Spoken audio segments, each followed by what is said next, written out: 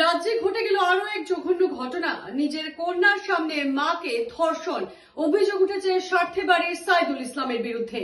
রাজ্যে আবারও সংঘটিত হয়েছে নিকৃষ্ট ঘটনা। কন্যার সম্মুখে মাতৃকে উপর্যুপরি ধর্ষণের অভিযোগ স্বার্থে বাড়ির সাহিদুল খানের বিরুদ্ধে। ঘটনার 2 মাস পার হওয়ার পরও দোষীকে গ্রেফতারের পরিবর্তে রক্ষণাবেক্ষণ অভিযোগ পুলিশের বিরুদ্ধে। ক্যামেরার সম্মুখে ভুক্তভোগীর স্বামীর কাতর অনুরোধ মুখ্যমন্ত্রীর প্রতি, দোষীকে অতি সত্বরই গ্রেফতার করা হোক এবং ফাঁসি দেওয়া হোক। আগেও গুন্ডামি ডাকাতির সাথে জড়িত থাকার অভিযোগ ছিল অভিযুক্ত সাহিদুল খানের বিরুদ্ধে। তার পরবর্তীতেও সাহিদুলের পিতৃর বিরুদ্ধেও দালালির অভিযোগ ভুক্তভোগী স্বামীর। যোৱা 9 জুলাই তাৰিখে মোক ৰেজাক খানৰ পুতেক শহীদুল খানে মোক ফোন কৰি সোধে যে তুমি ক'ত আছা। তেতিয়া মই কওঁ যে মই গুৱাহাটী বৰ্ণিহাটত, তোমাৰ গৰুটো চুৰি লৈ যাই আছে, তোমাৰ ৱাইফক সোনকালে উঠবা দিয়া। তেতিয়া মই লগে লগে তাত ফোনটো ডিছকানেক্ট কৰি মই মোৰ ৱাইফক ফোন কৰোঁ, তুমি অলপ গৰুটো অলপ চাওঁচোন, গৰুটো বোলে চুৰি লৈ যাই আছে, শহীদুল খানে কৈ আছে। যেতিয়া গৰুটো চাবলৈ তেতিয়া সি উঠাৰ লগে লগে ক'ৰবাত মোক ফোন কৰি কিনে ক'ৰবাত লুকাই থাকি সি লুকাই থকাৰ পিছত মোৰ 11 বছৰীয়া ছোৱালী, নাবালিকা ছোৱালী এটাৰ লগত লৈ মোৰ ৱাইফজনে উঠাৰ পিছত তাক মানে জোৰ জবস্তি চাকু তাৰ লগত ডেগাৰ এখন থাকে, তাৰ লগত জোৰ জবস্তি ছোৱালীটোক গলত ঢাকা মাৰি পেলাই দিয়ে জেগাতে, আৰু মই ৱাইফজনক তাতে সেই জেগাতে মানে ৰাস্তাত ৰাতি 1টা বজাত ৰেপ কৰে। ৰেপ কৰাৰ পিছত মই তেখেতৰ যিটো গাৰ্জেন ৰেজাক খান, তাৰ ওচৰত মই গ'লোঁ পিছদিনা, যে এনে কথা তোমাৰ ল'ৰাই এনেকুৱা কাম কৰিছে, তুমি আমাৰ পৰহি মানুহ, তেতিয়া মই কি বিচাৰ তুমি দিবা। তেতিয়া সি তাৰ বাপেকে ভয় ভাবুকিৰে মোক তাৰ পৰা আঁতৰাই দিয়ে। তাৰপিছত মই আইনৰ আশ্ৰয় লওঁ। আইনৰ আশ্ৰয় লৈও মই সফল হ'ব পৰা নাই, কাৰণ আজি 2 মাহ আঢ়ৈ মাহ হ'ল। আজি এইটো কেছ লৈ মই SP মহোদয়ৰ ওচৰতো গৈছিলোঁ, বৰপেটা যিমান ডাঙৰ অফিচাৰ আছে সকলোতো গৈছিলোঁ, কিন্তু আমি ইয়াৰ আগে পিছেও বহুত নিউজ কৰিছোঁ, কিন্তু একো কামত অহা নাই। তেতিয়া এই আছামীজনৰ লগত সকলো সদস্য ঘৰৰ মই কেছ কৰাৰ পিছত সকলো সদস্য পলায়ন কৰি আছিল। তাৰপিছত 2 মাহ 10 দিন পিছত বাকী সদস্য পুলিচে এৰেষ্ট কৰিলে। এৰেষ্ট কৰাৰ পিছত 3-4 ঘণ্টাৰ পিছত তেখেতক ৰেহাই দিলে। কিন্তু ৰেহাই দিয়াৰ পিছত আমি সুধিলোঁ থানাত যাই কিনে আমাৰ আয়োজনক, যে বাইদেউ তেখেতক কি প্ৰতিশ্ৰুতিৰে এৰি দিলে আপোনালোকে। তেওঁ ক'লে যে তেখেতে নাজানে, ল'ৰা ক'ত আছে তেখেতে নাজানে, জানিলে দিব, পালে দিব।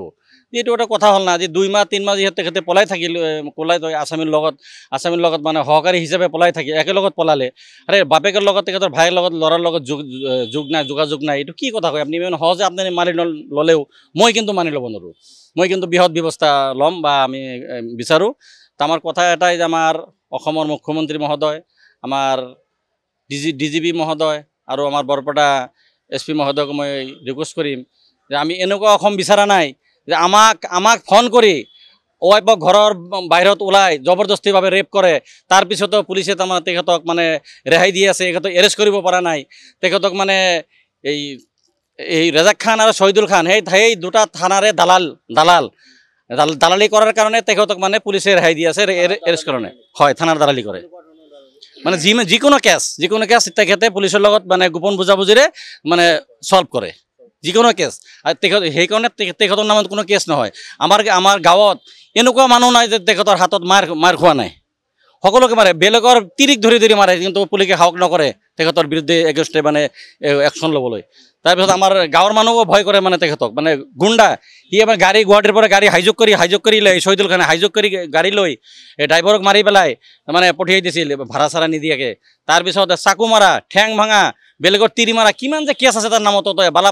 বালাপাৰা আৰু সৰ্থেবাৰী যদি আপোনালোকে তদন্ত কৰে তাৰ নামত বহুত কেছ পাব। তাৰ বাপেকৰ নামত কেছ পাব। তাৰ বাপেকে আছিল আগত গৰু চোৰ, সেই গৰু চোৰৰ ল'ৰা, সেই এটা আৰু তাৰ সৰু ল'ৰা সেইটো ৰেপ কেছত জেল খাইছে 1 বছৰমান আগত। তাৰ মানে খানদানটো এনেকুৱা, তাৰ যিটো ব্লাড, সেইটো ব্লাড কুকুৰক দিলেও কুকুৰে গ্ৰহণ নকৰে, কুকুৰে পলাই যাব তাৰ ব্লাড, ইমান বেয়া ব্লাড তাৰ, মানে তাৰ জাতটো খাৰাপ। সেইকাৰণে আৰু জোৱাৰ যিটো ডাব্বু য'ত পূজা হ'ব সেই পূজাত জোৱাৰ ডাব্বু বহায়, এইখিনি তেখেতৰ কাম। মই ন্যায় বিচাৰোঁ, আমাৰ এই ন্যায়ৰ তদন্ত বিচাৰোঁ। আমাৰ এই ন্যায় তদন্ত কৰিলে নিশ্চয় বহুত অফিচাৰ ইয়াতে জড়িত আছে বুলি মই সন্দেহ, যে ন্যায় তদন্ত হ'ব লাগে। মাননীয় মুখ্যমন্ত্ৰীক মই অনুৰোধ কৰিছোঁ যে আপোনাৰ হাতত গৃহ বিভাগ আছে, আপুনি অতি সোনকালে যেন মোক ন্যায় দিয়ে। মই এটা ড্ৰাইভাৰ মানুহ, ময়ো পাব্লিক ছাৰ্ভেণ্ট, মই বিহনে ড্ৰাইভাৰ বিহনে দেশ আধৰুৱা, যাৰ কাৰণে মোক এইটো ন্যায় দিয়ক। আমি এজন জনসাধাৰণৰ সেৱক, আমাক ন্যায় দিয়ক।